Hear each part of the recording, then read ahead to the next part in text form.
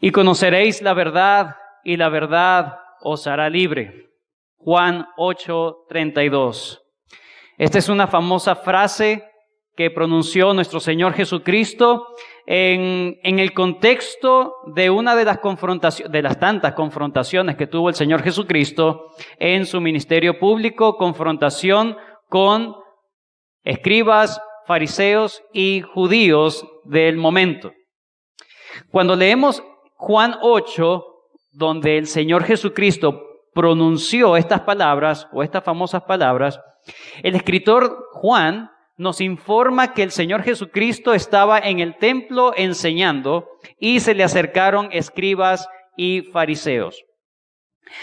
Y en ese interino o en ese momento, mientras él estaba enseñando, ¿verdad? Él estaba respondiendo preguntas y haciendo confrontación con los judíos. Sin embargo, cuando se pronuncian estas palabras, conoceréis la verdad y la verdad os hará libre, el Señor Jesucristo no solamente se los dice a los fariseos y los escribas, sino a todo el público que le está escuchando. Vamos rápidamente porque es importante que veamos algo allí. Juan capítulo 8, versículo 31. Esa es la escena completa.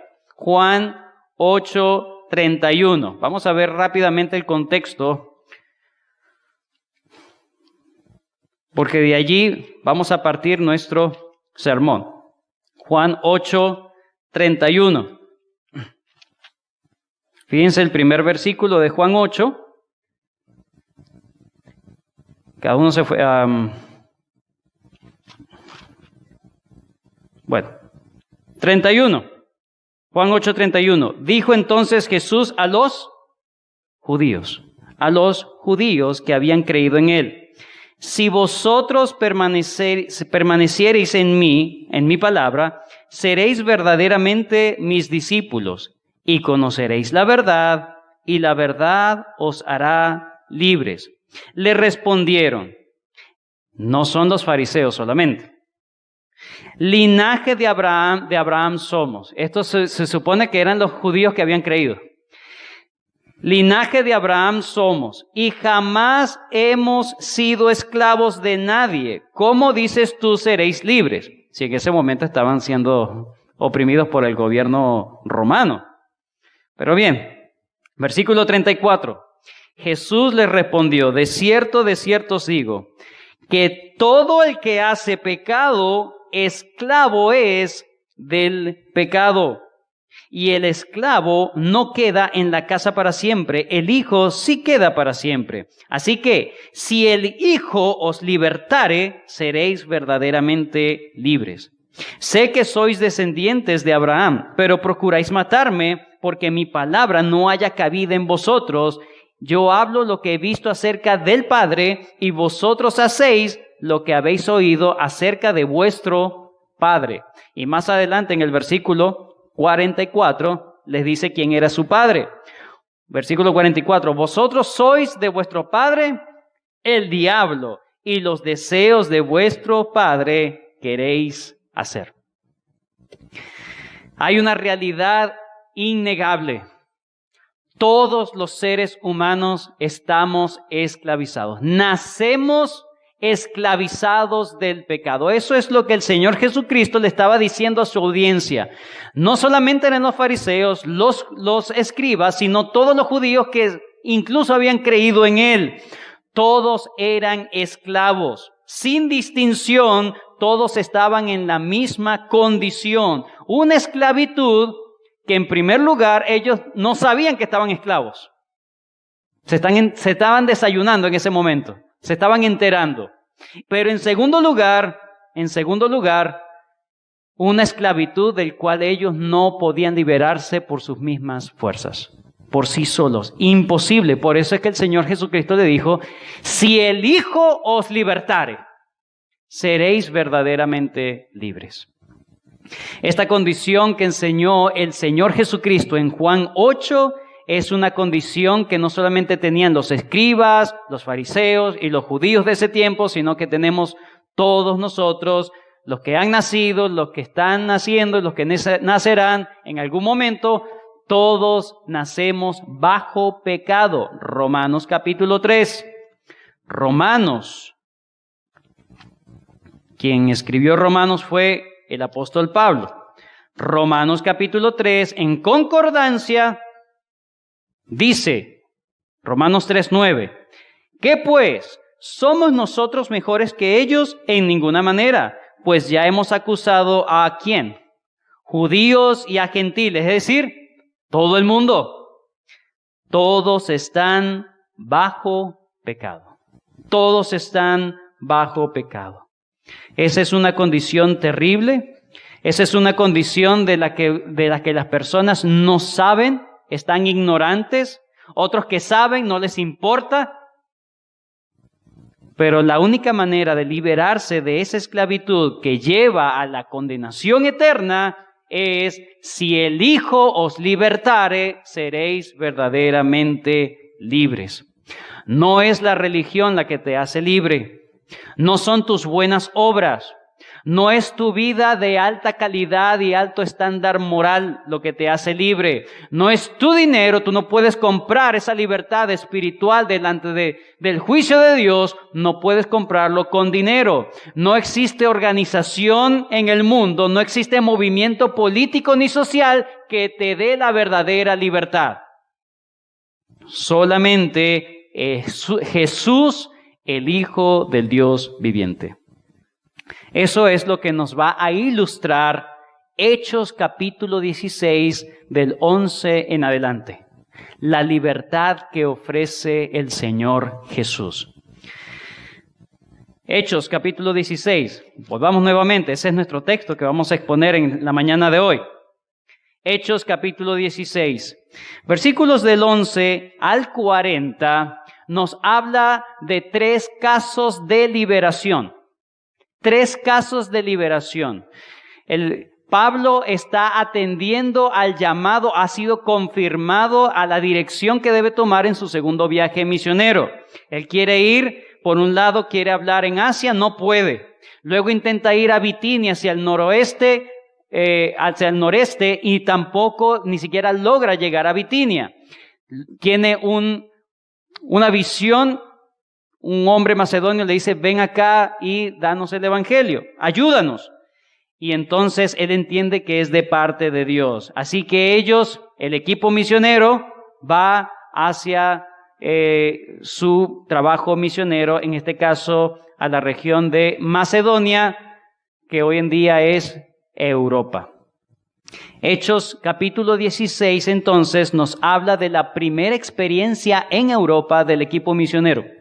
La primera experiencia, y esa primera experiencia nos habla de 3 casos, lo acabo de decir. Son 3 casos de liberación en una ciudad llamada Filipos. Pero podemos también decir que no es simplemente casos de liberación. Son 3 personas diferentes, de contextos diferentes, que representan a 3 tipos de personas diferentes, pero que tienen algo en común. Todas eran esclavas del pecado. Bosquejo para la mañana de hoy. Solamente vamos a ver el primer y parte del segundo encabezado, ¿ok? Son 3 partes, 3 encabezados del bosquejo de la mañana de hoy. Número 1. Versículos del 11 al 15 nos habla de la liberación de una mujer piadosa. Liberación de una mujer piadosa. Versículos del 11 al 15. Capítulo 16, versículos 11 al 15. En segundo lugar, segundo encabezado, liberación de una muchacha impía. Liberación de una muchacha impía. Versículos 16 al 24. Y por último, el tercer encabezado, la liberación de un hombre desinteresado. La liberación de un hombre despreocupado, desinteresado. Aquellos que nosotros podemos llamar niní. Ni le importa esto ni le importa lo otro. Lo que le importa es sus cosas. ¿Sí? Por un lado tenemos la liberación de una mujer que está muy cerca del reino. Luego vamos a ver la liberación de una mujer que está muy lejos del reino. Y otro que ni le importa el reino, que está ahí como en medio, no le interesa sino solamente su vida terrenal. Vamos a ver entonces estos tres. Bueno, ya les dije el spoiler. Primer encabezado y parte del segundo encabezado. Lo estudiaremos, si Dios lo permite, hasta el versículo 18. Veamos pues la liberación de una mujer piadosa. Versículos 11 al 15. Zarpando pues de Troas, vinimos con rumbo directo a Samotracia y al día siguiente a Neápolis. Y de allí a Filipos, que es la primera ciudad de la provincia de Macedonia y una colonia, y estuvimos en aquella ciudad algunos días. Una vez que ha sido conformado el equipo misionero providencialmente por Dios y que ha sido confirmada la dirección de la misión providencialmente, una vez más, por el Señor mismo, el equipo misionero conformado por Pablo, Silas, Timoteo, que habían agarrado allí en Listra, y Lucas. Por eso es que dice zarpamos, porque está Lucas escribiendo y él está allí, ¿verdad? Vemos que el informe es detallado. Zarpamos, ¿verdad? Zarpando pues de Troas, vinimos con rumbo directo a Samotracia. Samotracia es una isla que queda entre Asia e Europa, ¿sí? Entre Turquía y lo que era Macedonia. Es decir, era un trecho largo como para navegarlo en un momento, así que tuvieron que hacer, y era la ruta normal que tenían todas las personas que navegaban hacia Macedonia. De Troas hacia Macedonia hacían una parada normal en Samotracia. Eso quiere decir que estos datos son fidedignos. Son fidedignos, son de personas que realmente vivieron el asunto. Y dice, y al día siguiente a Neápolis. Ya Neápolis se diría el puerto de Macedonia, el primer puerto que ellos tocan en Macedonia, suelo europeo. Pero es interesante que no se quedan allí en Neápolis. Ellos siguen con rumbo a Filipos y allí es donde se quedan. ¿Por qué despreciar a Neápolis? ¿Por qué su visión o su estrategia es ir exactamente a Filipos? Bueno, esa es una estrategia que nos ayuda a entender que ellos no iban simplemente buscando aventuras, a ver dónde les agarraba la noche. Ellos estaban totalmente entrenados o tenían el plan hecho. Vamos a las ciudades importantes. Vamos a las ciudades importantes. Tenían una meta clara. Filipos era una gran ciudad.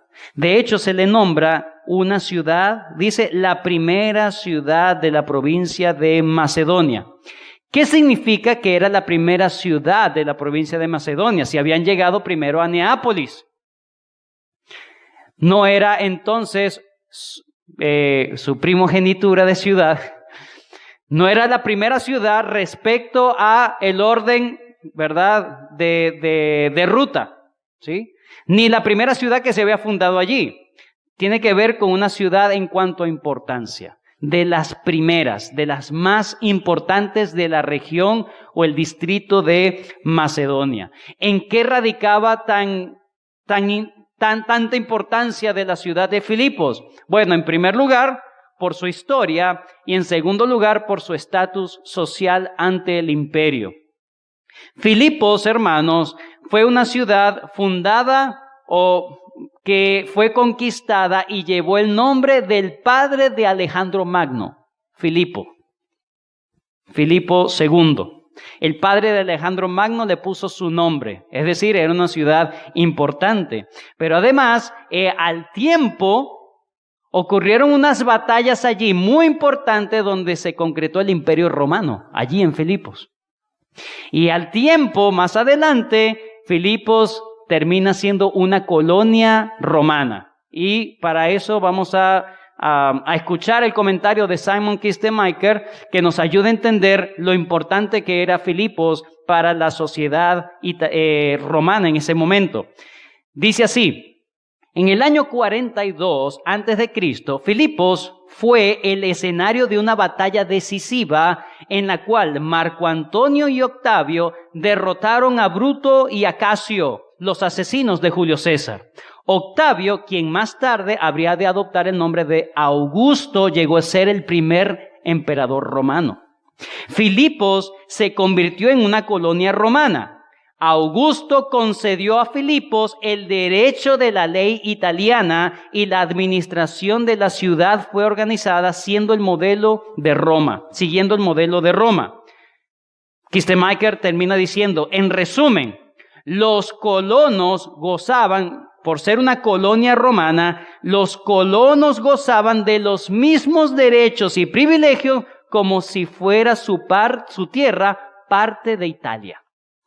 Como si estuviesen viviendo en la misma Roma. Es un estatus social alto que no tenían todas las ciudades del Imperio Romano. Eran muy contadas. Roma, Filipos al mismo nivel. Al mismo nivel. En pocas palabras, ser ciudadano de Filipos daba orgullo, jerarquía y sentido de superioridad. No era cualquier ciudad del imperio, era Filipos. Filipo es Filipo. ¿Sí? Lo demás es monte y culebra.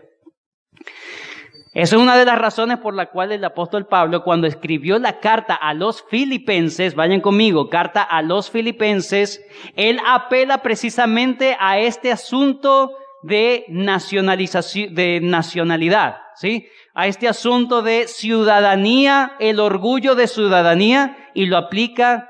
Eso lo debes tener y debes ser muy agradecido, no por ser ciudadano de Roma, sino por ser ciudadano del reino de los cielos. Filipenses 3:20 dice, mas nuestra ciudadanía está en los cielos. No te confíes, no te conformes que tu seguridad, tu felicidad no es que tu ciudadanía está aquí en la tierra, específicamente en la ciudad de Filipos. Mas nuestra ciudadanía es mucho mejor. Está en los cielos, de donde también esperamos al Salvador y el Curios, el Señor Jesucristo.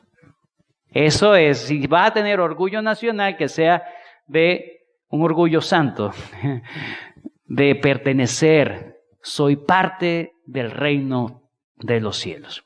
Pero bien, la estrategia la vemos muy clara. Su plan era ir a las ciudades más importantes debido al movimiento migratorio.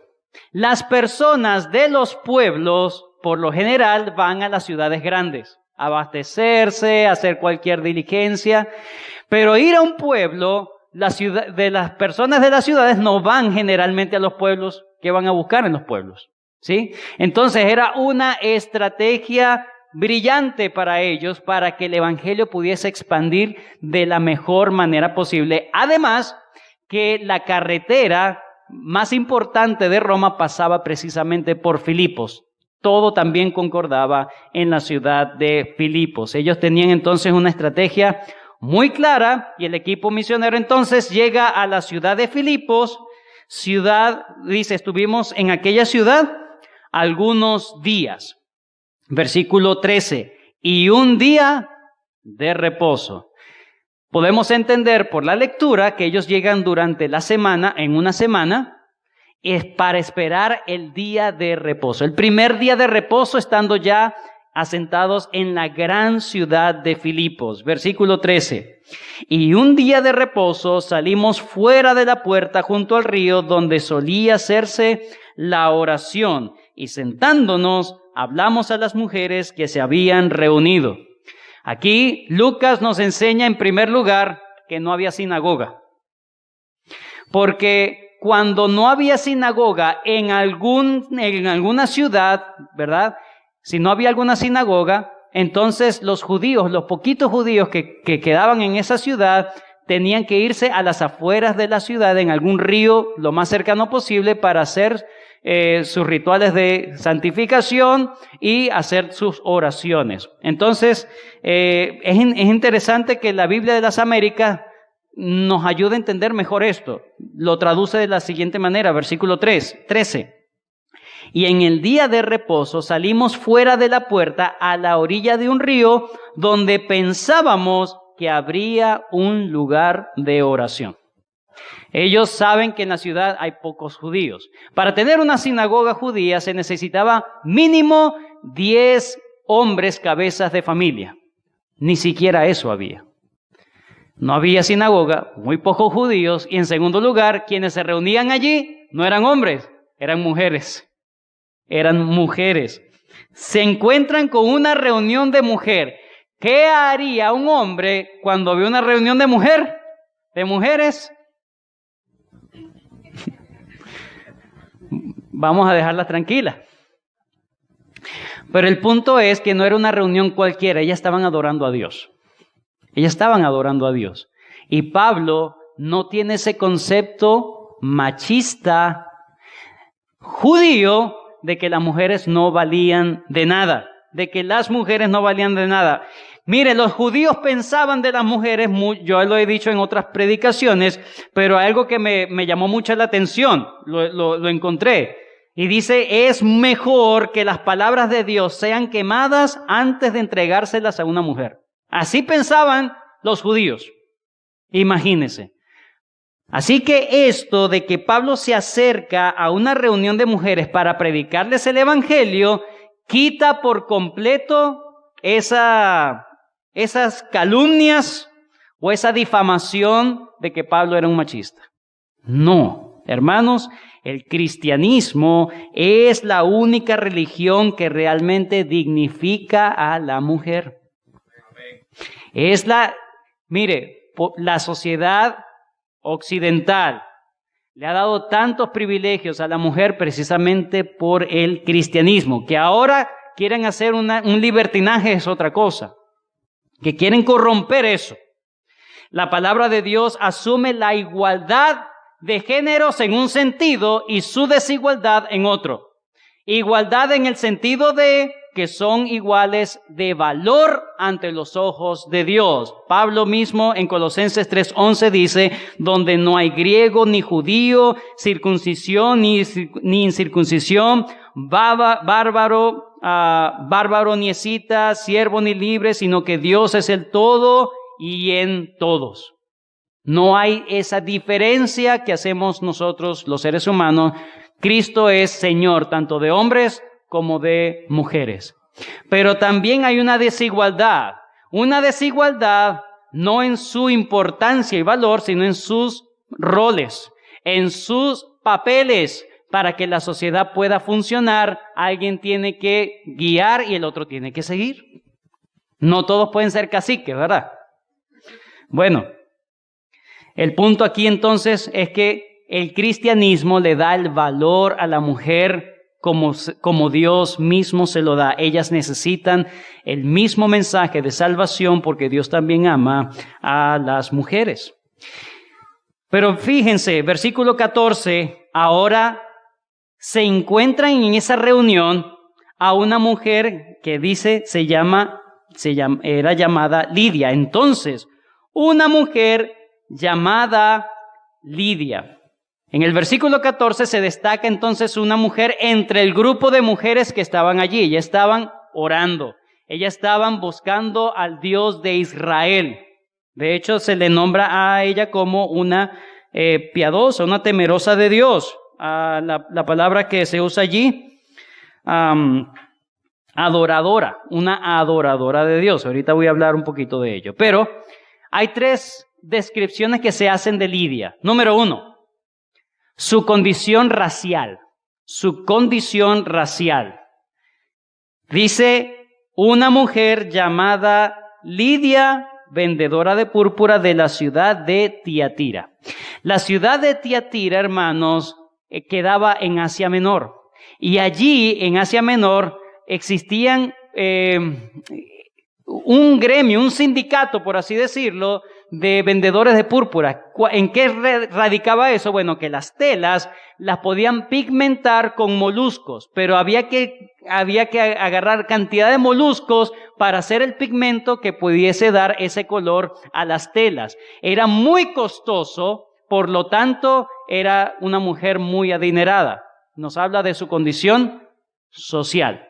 Era una mujer muy adinerada, su gremio era solamente Digamos, su comercio estaba dedicado a las altas esferas de la sociedad. No cualquiera tenía un traje de color púrpura. De color púrpura. De hecho, solamente lo usaban los magistrados y autoridades del Imperio Romano, imagínense. ¿A quién le vendía ella eso? Una licitación al gobierno. ¿Sí? Ganó la licitación allí en la ciudad de Filipos.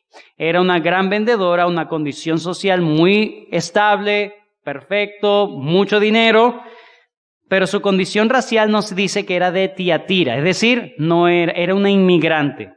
No sabemos, probablemente se movió a la ciudad de Filipos por asunto de negocio. Pero el punto acá es que la ciudad de Tiatira queda en la región de Lidia, en Asia Menor. Por eso muchos asumen de que su nombre verdadero no era Lidia, sino que era como su apodo, la mujer de Lidia, la que viene de Lidia, ¿sí? De la región. Entonces no sabemos si es el nombre o no. Lo que sí sabemos es que era de Asia Menor, de Asia Menor. Su condición racial. Número 2, su posición social, ya lo dije, vendedor de púrpura. Era una persona comerciante y con mucho dinero, solamente la aristocracia podía pagar sus productos. Y en tercer lugar, nos habla de su condición espiritual. Entonces una mujer llamada Lidia, vendedora de púrpura de la ciudad de Tiatira, que adoraba a Dios. Su condición social no era una prosélita al judaísmo, pero una simpatizante. Se le puede decir también una temerosa de Dios, tal como Cornelio o como el propio etíope que Felipe le predicó al etíope. Ella estaba en esa condición. Conocía las Escrituras, adoraba al Dios de Israel junto con las otras mujeres. Conocía la Torá, conocía la ley de Dios. Por lo tanto, debemos asumir que la predicación que dio Pablo fue en base a las Escrituras. Pero ella estaba muy cerca del reino de Dios, pero no estaba en el reino de Dios. No lo estaba. Ella parece tenerlo todo. Parece tenerlo todo. Respeto, era respetable. Tenía dinero. Era piadosa. Era una mujer moral. Una mujer devota. Una mujer religiosa. Pero no estaba en el reino de Dios. No estaba. Lucas nos enseña que Dios hizo algo en el corazón de ella para que ella se convirtiese en una verdadera creyente. En una verdadera creyente. Todo ser humano necesita la misma intervención que hubo en Lidia en su propio corazón. Versículo 14. Estaba, ¿verdad? Que adoraba a Dios, estaba oyendo. Y el Señor abrió el corazón de ella para que estuviese atenta a lo que Pablo decía. La palabra abrir viene de la misma raíz de abrir en el versículo 26. Versículo 26 de Hechos 16. ¿Qué pasa en versículo 26? Vamos al versículo 24 para que entendamos el 26. El cual, recibido este mandato, los metió, el carcelero de Filipos, los metió a Pablo y Silas en el calabozo de más adentro y los aseguró los pies en el cepo. 25. Pero a medianoche, orando Pablo y Silas, cantaban himnos a Dios y los presos los oían. Entonces sobrevino de repente un gran terremoto de tal manera que los cimientos de la cárcel se sacudían y al instante se abrieron todas las puertas y las cadenas de todos se soltaron. Una mujer devota, una mujer con una buena reputación. Lucas, inspirado por el Espíritu Santo, usa la misma palabra o la misma raíz de la palabra, abrir. Ella estaba también presa en su propia cárcel de pecado. En su propia cárcel de pecado. ¿Quién hizo la liberación en el corazón de Lidia? Era una mujer libre, pero no. Aparentaba ser libre porque no le trabajaba a nadie. Ella era a veces ser su propio jefe es más esclavizante, pero eso es otro tema. Pero no le tenía que dar cuentas a nadie. Pero Lidia estaba presa, tal como Pablo y Silas estuvieron presos, y Dios liberó a Pablo y Silas, Dios liberó a Lidia, o a la mujer de Lidia. Resultados de la liberación de Lidia. Resultados de la liberación de Lidia. Dice que ella estuvo atenta. Ella estaba escuchando. Recuerden el orden de la secuencia. Ella estaba escuchando y Dios obró. Dios no obró para que escuchara. Ella estaba escuchando, Dios obró y ella estuvo atenta. La palabra atenta también se puede traducir como recibir o responder. Así lo traducen otras Biblias. Biblia de las Américas dice, y el Señor abrió su corazón para que recibiera lo que Pablo decía. La NBI, Nueva Versión Internacional, dice, mientras escuchaba, el Señor le abrió el corazón para que respondiera al mensaje de Pablo. La fe viene por el oír por la palabra de Dios. ¿Quieres que tus vecinos sean salvos? ¿Que tus familiares sean salvos? Los expones a las Escrituras, al mensaje del Evangelio. Sin eso Dios no va a obrar. Sin eso Dios no va a obrar, porque el Evangelio es el poder de Dios para salvación. La conversión de esta mujer, hermanos, nos enseña por lo menos 3 cosas. Número uno, la salvación de esta mujer Lidia o de Lidia, ¿okay? Nos enseña por lo menos 3 cosas. Número 1, Dios es soberano en su salvación. Dios es soberano en su salvación. Recordemos lo siguiente. Pablo intentó hablar en una región que se le fue impedido hablar por el Espíritu Santo. La región se llamaba Asia. ¿Recuerdan? Asia Menor. Y esta mujer era de Asia Menor, pero no estaba en Asia Menor, estaba en Filipos. Esta mujer estaba elegida por Dios desde antes de la fundación del mundo y Dios la buscó. No significa que Dios no quería la salvación de los habitantes de Asia. Es que dentro de los habitantes de Asia estaba Lidia y ella no estaba allí. Hay que buscarla. A su oveja Dios quiso buscarla.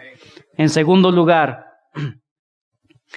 Dios no solamente elige a quienes va a salvar, sino que elige el método para salvarlos. Lidia no había sido salva desde antes de la fundación del mundo. Ella fue salva cuando se expuso al evangelio poderoso de salvación.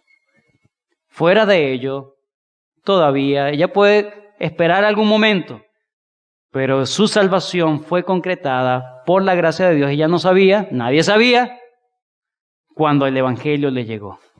Cuando el evangelio le llegó. El corazón de esta mujer, hermano, fue abierto cuando empezó a escuchar no la Torá, no los mandamientos de la ley, cuando escuchó el evangelio. ¿Tú quieres que alguien se convierta? Tú puedes hablar de Dios. Una persona se puede estar quejando de Dios, de la situación, y tú puedes salir en defensa de Dios. No, es que Dios es bueno. Hay que pensar más en lo bueno de Dios que en las cosas malas.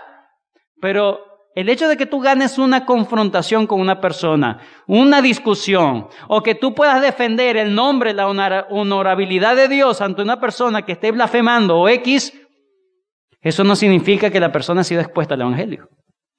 Toda conversación tiene que ser dirigida para que entienda el mensaje del evangelio. La buena noticia, que Cristo murió por los pecadores para que todo aquel que en Él cree no se pierda, mas tenga vida eterna. Y en tercer lugar, Dios no solo salvó a esta mujer, sino que esa salvación se vio de manera externa. Versículo 15. ¿Y cuando fue qué? Lo primero que hace alguien que ha comprendido el evangelio es que quiere honrar al Señor por medio del acto del bautismo. Es lo primero. Ella de una vez se identifica con su fe por el bautismo. En segundo lugar, ella se convierte del judaísmo entonces al cristianismo. En segundo lugar, ella influye en su familia. Y cuando fue bautizada y su familia, es decir, que la familia también tuvo que haber escuchado el evangelio, tuvo que haber recibido el evangelio y también bautizarse junto con Lidia o con la mujer de Lidia. Muy bien, entonces una persona que tenía buen testimonio con sus familiares, que les predicó el evangelio, amó a su prójimo, a su familia, les predicó el evangelio. Y en tercer lugar, puso sus dones y recursos para la extensión del evangelio. Una mujer adinerada, una mujer rica en posesiones, fíjense cómo lo puso a disposición. Cuando fue bautizada y su familia nos rogó diciendo, si habéis juzgado que yo sea fiel al Señor, menos mal que no era manipuladora, ¿verdad? Si habéis juzgado que yo sea fiel al Señor, entrad en mi casa y posad. Y nos obligó, no sé cómo nos obligó a quedarnos, no sé, puede ser por un dulce, quién sabe, ¿verdad? Pero sabía cómo obligar. Juzgad si yo soy digna de hacer algo por la obra. Juzguen ustedes si yo puedo hacer algo por la extensión del evangelio. Eso es lo que está diciendo allí. Dice, entrad en mi casa y posad. Tengo muchas habitaciones, tengo una gran casa, vamos a hacerlo, vamos a disponer todo lo que yo tenga para la extensión de la obra, para apoyar la obra del ministerio. Pero eso no es algo que Pablo se lo pidió. Sí, dame tu casa, y rácata. La Biblia dice, no robarás. Pero vemos un corazón dadivoso, voluntariamente dadivoso, para que la obra de Dios siga adelante. Eso es una persona entonces nacida de nuevo. ¿Sabes qué? La diferencia entre un nacido de nuevo y uno que no. El nacido de nuevo es dadivoso para la obra de Dios. El que no es agarrado. Dígame qué es lo menos que necesita para yo ayudarlo. No. Dadivoso. Un corazón dadivoso como Cristo, como Dios fue dadivoso, ¿verdad? El que no escatimó ni a su propio Hijo, sino que lo entregó por todos nosotros. ¿Cómo no nos dará también con Él todas las cosas? Entonces, ese corazón dadivoso es un corazón renacido. Vamos con los versículos 16 al 18. Vemos el segundo caso de liberación. Segundo caso de liberación, y con eso vamos a ir finalizando el sermón de esta mañana. Primer caso, una mujer libre, pero estaba realmente en oscuridad, delitos y pecados, y el Señor hizo una obra sobre ella que la liberó para ella ver a Cristo y ser verdaderamente salva. En segundo lugar, vemos la liberación de una muchacha impía. Una muchacha impía. Aconteció que mientras íbamos a la oración, es decir, una vez más a las afueras de la ciudad, nos salió al encuentro una muchacha que tenía espíritu de adivinación, la cual daba gran ganancia a sus amos adivinando. Hay tres contrastes que hace Lucas respecto a la liberación pasada. Tres contrastes. Número uno, el primero. La señora Lidia o la señora de Lidia estaba muy cerca del reino, pero no estaba. Pero esta muchacha estaba bien lejos y por supuesto, ¿cuándo iba a estar? Prácticamente imposible. Bien lejos de la presencia de Dios. Ella no solamente estaba involucrada en cosas opuestas, sino que lo hacía de manera consciente. Eso es terrible. Porque yo puedo servir a los propósitos de Satanás sin yo querer, pero ella puso todo a su disposición a servir al ocultismo. De manera deliberada, de manera concienzuda, ella quería servir a su amo el diablo, Su actividad no era dirigida por la piedad como Lidia, sino por la impiedad, polos opuestos, vemos acá. Ella era un instrumento consciente del servicio al enemigo de Dios. La palabra adivinación, que dice que ella tenía un espíritu de adivinación, la palabra allí es espíritu de pitón. No dice anaconda ni de pitón, ¿verdad? ¿Cómo es la otra palabra? Se me olvidó. Cuaima. No, espíritu de cuaima. Espíritu de pitón. ¿Qué es pitón? Bueno, en la mitología, cuando hablo de mitología, me estoy refiriendo a los cuentos que se inventaron las personas. Eso es mitología. Según la mitología griega, Pitón custodiaba los oráculos de un tal Delfos. Y luego matan a Delfos, ¿verdad? Y permítame leer mejor el comentario de MacArthur, que nos lo explica mejor. Él dice: esa designación deriva de la mitología griega, en la cual Pitón era una serpiente que custodiaba los famosos oráculos de Delfos. Los oráculos son los mensajes. Con el tiempo, la Pitón resultó muerta a manos de Apolos, el dios de la profecía, ya que se creía que Apolo hablaba por medio del oráculo de Delfos. El término entonces Pitón llega a referirse a cualquiera en contacto con Apolo. En términos modernos, la joven era una medium de contactos con espíritus. Era una medium. ¿Sí? Entonces, espíritu de Pitón es una medium. Eso es lo que significa. Esta muchacha entonces era una mediante entre el mundo oscuro y el mundo de los hombres. El punto es que ganaba mucho dinero. Pero este es el otro contraste. El dinero no era de ella. El dinero era de sus amos.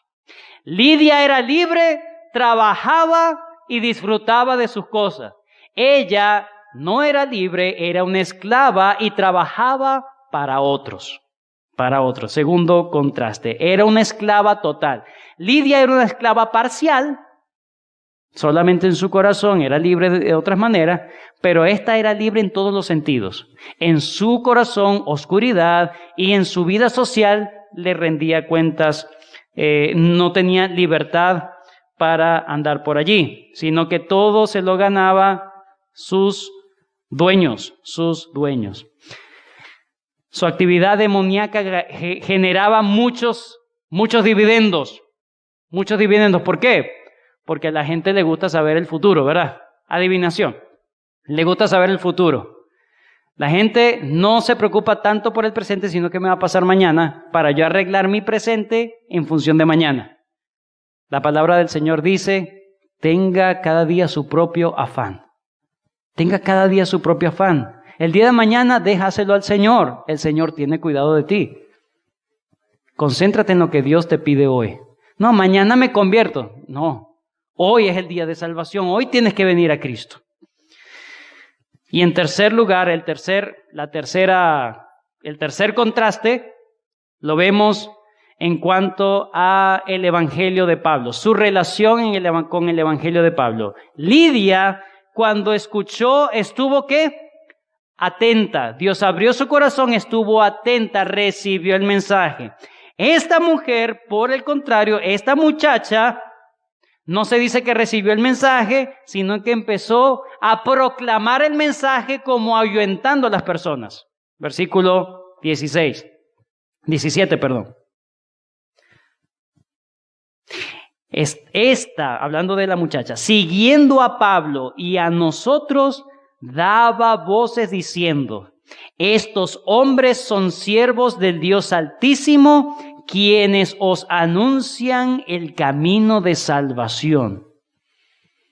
Palabras del diablo, correctas, pero venían del infierno. ¿Cómo es posible?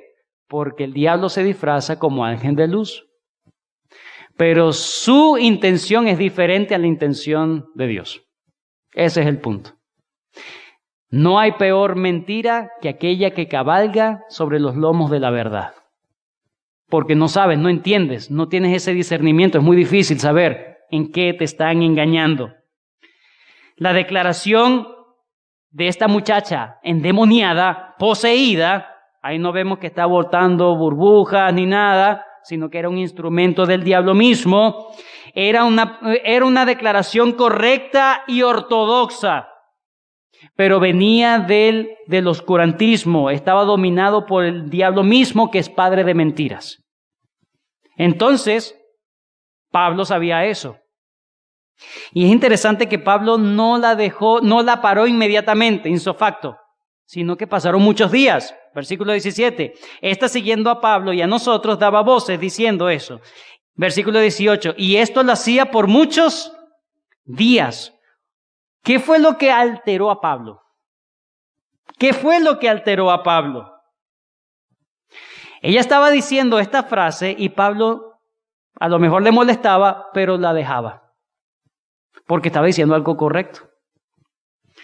Pero hay por lo menos dos razones del por qué Pablo termina molestarse. Número uno, la intención de ella de asociarse con el equipo misionero. Probablemente.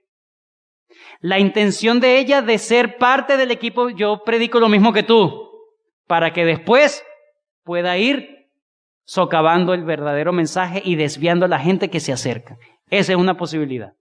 La segunda posibilidad es la distracción que pudo provocar sus gritos. La distracción. Imagínense predicando el evangelio y la otra de repente sale gritando. Gracias por el apoyo. Sigo predicando. Y sigue predicando y amén, gloria a Dios. Sí, está bien, déjame predicar el evangelio. No sé, puede ser.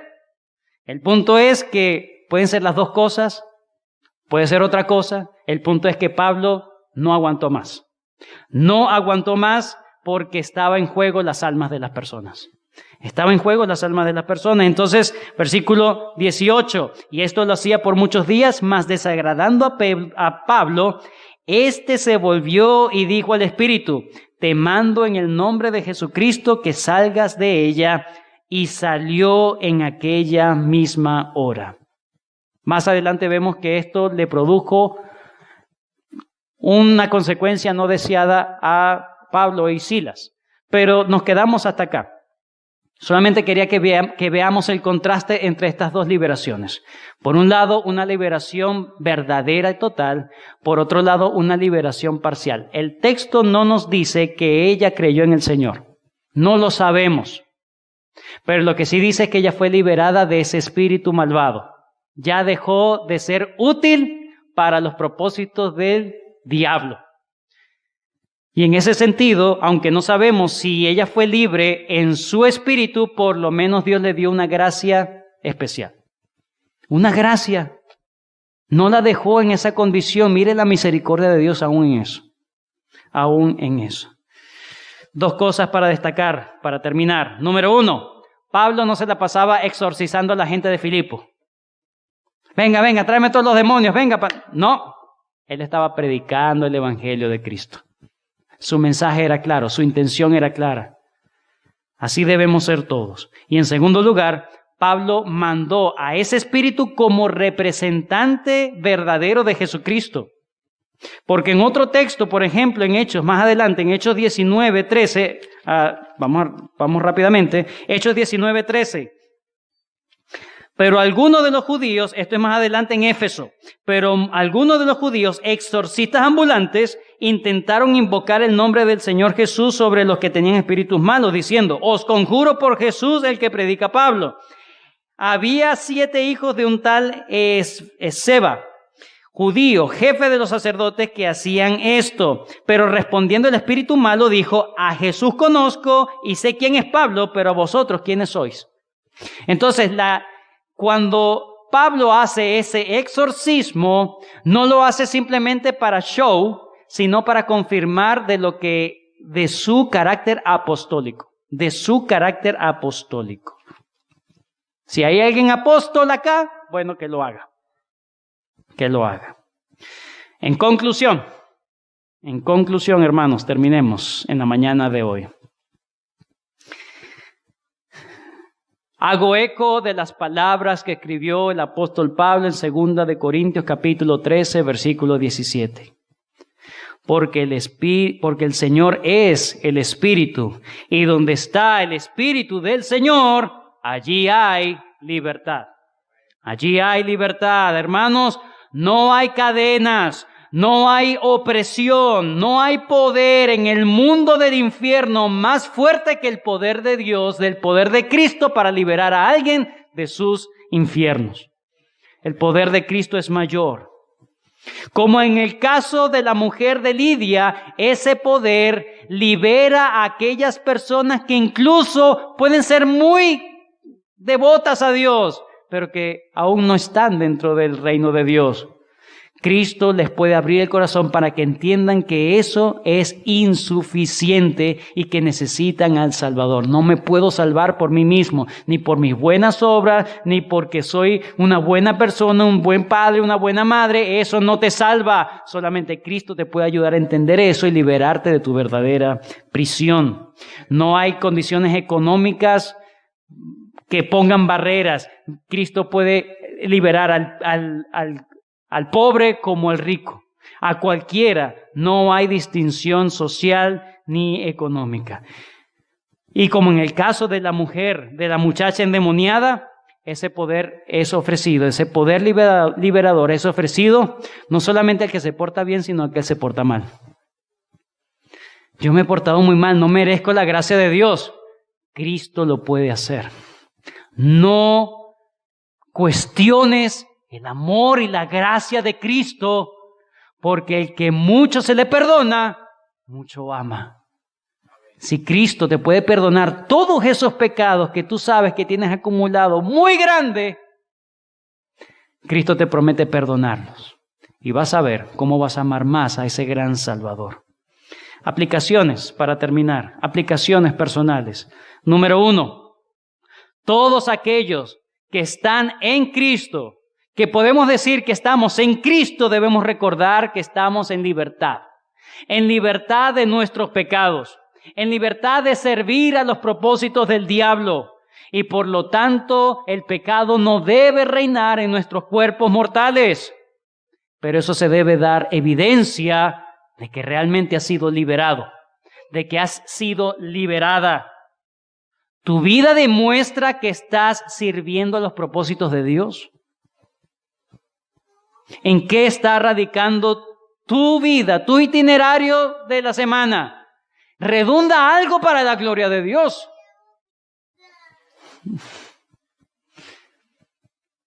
¿Estás tú progresando en santidad? La palabra de Dios dice que el Señor vino a destruir las obras del diablo en nuestras vidas. Eso no significa que nunca jamás vamos a pecar. Pero la Biblia sí dice que vamos a progresar en santidad. Ese es alguien que está libre por Cristo. Progresa en santidad. No es perfecto, pero cada vez se santifica más. ¿Cómo está tu vida? ¿Tu vida se está santificando más, hermano? ¿Tu vida se está santificando más, hermana? Tú puedes decir hoy, estoy creciendo en santidad. Si no es así, estás esclavo todavía en tus delitos y pecados. Por más que vengas a la iglesia y leas la Biblia y ores. En segundo lugar, es imposible, hermano, dejar de pecar. Es verdad, es imposible. Pero Dios dice que debemos mantener firme la esperanza en que hemos creído. Debemos usar los medios de gracia. No, es imposible pecar, es verdad. Y yo debo progresar en santidad. Sí, ¿cómo lo hago?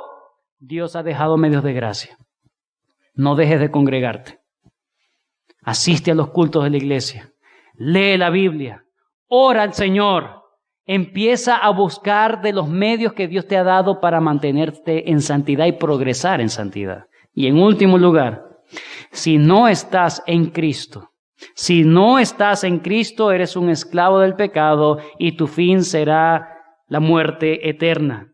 Solo Cristo puede liberarte y darte una nueva vida. Solo Cristo puede librarte de la paga del pecado. Solo Cristo puede liberarte del poder del pecado. Y solo Cristo te puede y te va a liberar. Si estás en Él, si le buscas a Él, te promete liberar de la presencia definitiva del pecado cuando venga en gloria. Que el Señor nos ayude y que puedas recibir el mensaje del Evangelio tal como Lidia lo hizo. Pide al Señor, ten misericordia de mí, soy pecador, Señor.